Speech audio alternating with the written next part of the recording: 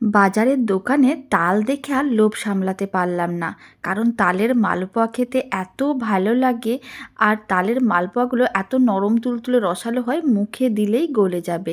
আর খেতে তো ভীষণ ভালো লাগে। তাই সিজনের প্রথম তালের মালপোয়া বানানো শুরু করা যাক। আর একেবারে সামান্য কয়েকটা উপকরণ দিয়ে এরকমই নরম তুলতুলে রসালো তালের মালপোয়া বানানো দেখাবো। প্রথমে একটা পাকা তাল এনেছিলাম। তালটা ঠিক এরকম একটু কালো রঙের দেখে নেবেন, তাহলেই কিন্তু তালটা মিষ্টি হবে। আর পিঠে, মালপোয়া যে কোনো জিনিস খেতে বেশ ভালো লাগে।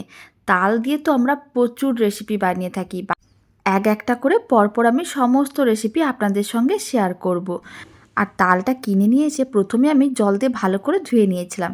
পেছনের অংশটা এইভাবে তুলে বাদ দিয়ে দিয়েছি। এখন খোসাগুলোও ছাড়িয়ে নিতে হবে। আর এক একটা তালে কিন্তু 3টে করে বীজ থাকে। ভালো করে খোসা ছাড়িয়ে পরিষ্কার করে নিতে হবে। তারপরে জল দিয়ে আর একবার ধুয়ে নেব। তাল একটু ধুয়ে নিলে নরম হয়। এইভাবে খোসা ছাড়িয়ে নিয়েছিলাম, 3টে আলাদা করে নিলাম অংশ। এবার এতটা কিন্তু প্রয়োজন নেই, আমার একটা অংশ দিয়েই হয়ে যাবে। বাকি দুটো আমি আলাদা করে রেখে দিচ্ছি অন্য রেসিপির জন্য। এখন আমি একটা তালের বীজ নিয়েছি, মিক্সিং বোলের মধ্যে নিয়েছিলাম, অল্প করে একটু জল দিয়ে দিলাম।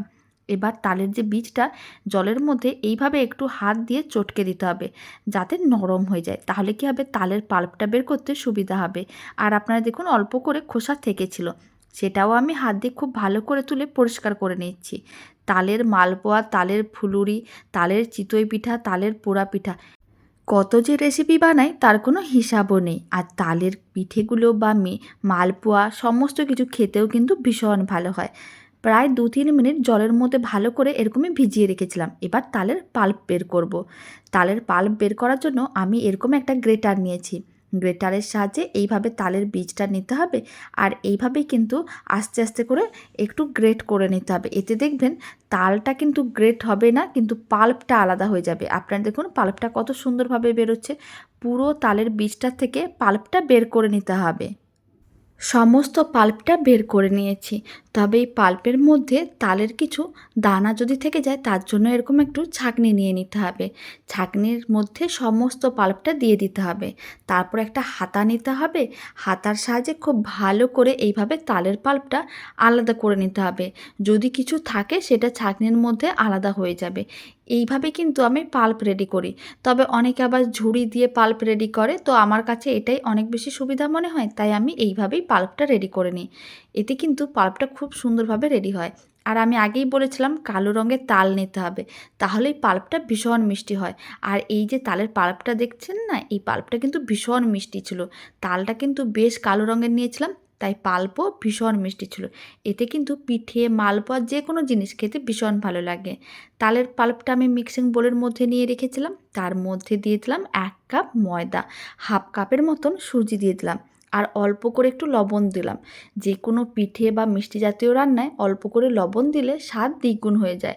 তারপরে হাফ কাপের মতন জল দিলাম, খুব ভালো করে মিশিয়ে নিতে হবে। আর এখানে মিডিয়াম ঘনত্বের ব্যাটার রেডি করব। ব্যাটার চাইলে আপনারা পাতলা করতে পারেন, তবে মিডিয়াম ঘনত্বের ব্যাটার দিয়ে যদি মালপোয়াগুলো বানানো হয়, তাহলে কিন্তু মালপোয়াগুলো খুব সুন্দরভাবে রেডি হবে, দেখতেও ভালো লাগবে। আবারও অল্প জল দিলাম। এখানে আমি রুম টেম্পারেচারের জলই দিচ্ছি, কোনো রকম ঠান্ডা বা গরম জল দিচ্ছি না। অল্প অল্প জল দিয়ে এরকমই মিডিয়াম ঘনত্বের ব্যাটার রেডি করে নিতে হবে। এখন এক সাইডে রেখে দিচ্ছি, কারণ সুজি আছে, সুজিগুলো অনেকটাই জল শোক করবে, তাই এক সাইডে রেখে দিচ্ছি। আর এই সময় চিনির শিরা রেডি করব।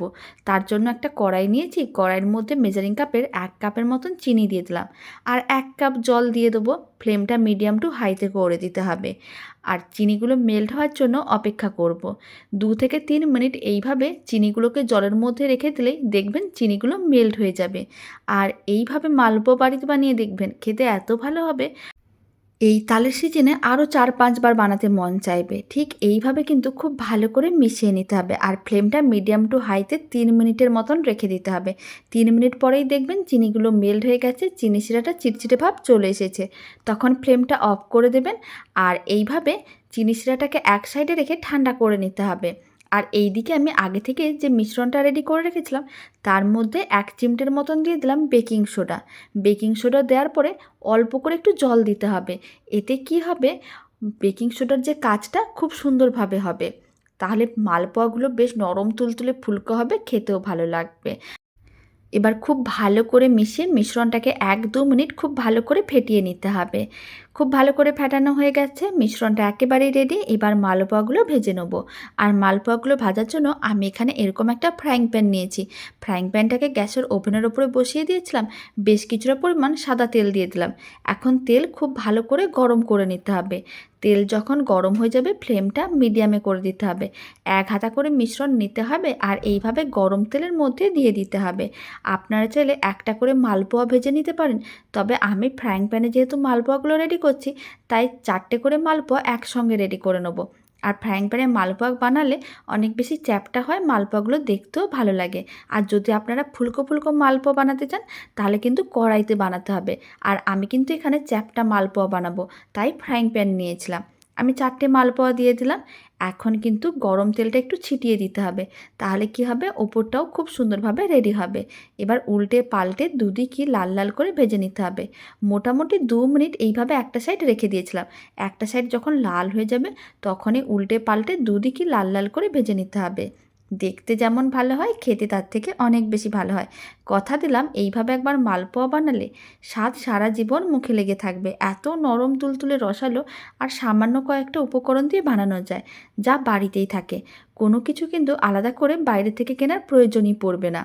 আপনারা দেখুন মালপোয়াগুলো দুদিকই উল্টে পাল্টে লাল লাল করে ভেজে নিয়েছিলাম। এর থেকে বেশি লাল করব না, তবে আপনাদের যদি মনে হয় আরেকটু বেশি লাল করে ভাজবেন অবশ্যই ভাজতে পারেন। তবে এইভাবে মিডিয়াম কালারের লাল করে ভাজলে দেখতেও যেমন ভালো লাগে খেতেও ভালো লাগে। সমস্ত ভেজে নেওয়া মালপোয়াগুলোকে তুলে নিতে হবে। আর এই গরম গরম মালপোয়াগুলোকে তুলে নেওয়ার পরেই গরম চিনি শিরার মধ্যে দিয়ে দিতে হবে, যে চিনি শিরাটা আগে রেডি করে রেখেছিলাম। তাহলে কি হবে, চিনি শিরাটা খুব ভালো করে সোক করে নেবে আর মালপোয়াগুলো একেবারেই নরম তুলতুলে রসালো হয়ে যাবে। ওইদিকে কিন্তু আমি ফ্রাইং প্যানের মধ্যে বাকি বেশ কিছুটা পরিমাণ মিশ্রণ গরম তেলের মধ্যে দিয়ে দিয়েছি।